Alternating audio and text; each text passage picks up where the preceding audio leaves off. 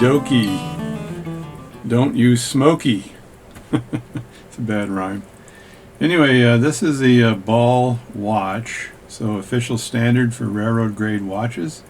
Probably made by either Waltham or Hamilton, but because Ball didn't make any watches, but they did set the standard. I've already taken out 2 of the case screws, but this watch is, I worked a lot on this watch. I believe I replaced a jewel setting. This one here I replaced, and I made a raised up jewel setting for this watch, which was a tough job, and I did a lot of work on this watch. So I got it going again, and I think, did I make that one as well? I can't remember. Anyway, worked on this watch a lot, and it was almost ready to go when I realized that holding it in certain positions, I think I replaced the upper or lower jewel on this as well. I can't remember which one, but it was cracked. I replaced it. Anyway, it's got too much Endshake, and it runs nice and runs well, but you can hear it in certain positions making noise, and that's because there's too much Endshake.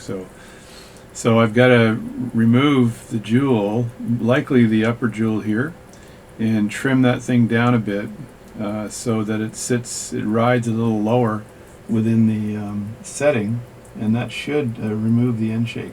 So I'll have a look and see whether I do the upper or lower. Anyway, that's what I'm going to do on this watch. I made a video that's going to be online soon. Probably when you see this, it's online.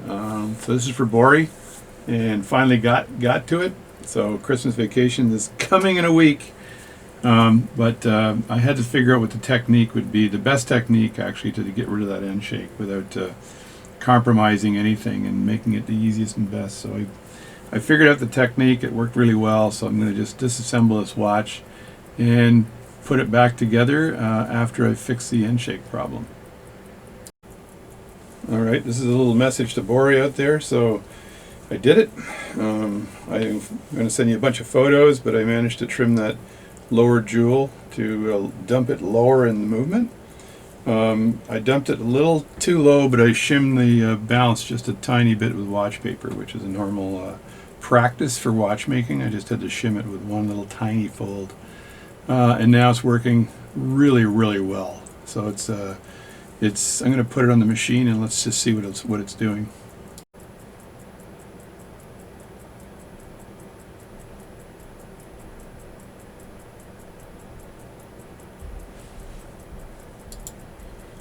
Alright, we got this watch running at plus 5.8. It was plus 4 seconds a day at an amplitude of 311, and the beat error is 1. So it was 0.9 something before, but not too bad, a 1 millisecond beat error. So this baby is running like a charm. So there you go. I'm going to end the video now. So there you go, Bory. We got her going really well, and the amplitude is excellent. In this watch, I replaced the I think it was the third wheel, upper third wheel jewel and setting. I made the setting on a lathe, and I made a video on how to do that, and I also replaced a couple of other settings, and then I replaced the bottom balance staff setting and trimmed it down so to get rid of some of the Endshake, because that was losing. It was basically stopping in certain positions because it had too much Endshake and the pivot was falling out of the jewels. So I fixed that problem. So the watch is running brilliantly.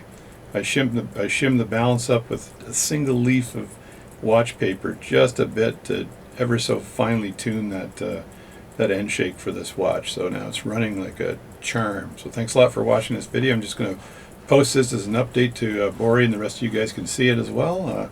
But it's a beautiful watch, and it's running beautifully. And there you go for the last shot. I just had to get one more shot in here. And this is the setting right here that I made in a lathe. So that was about the 4th setting I've made in a lathe, and that was made of brass because I couldn't find 0.9 carat gold, but it looks like gold, so it's good enough, man. Raised it up and everything. So there you go. Watch is working really well. Thanks for watching my channel, and bye.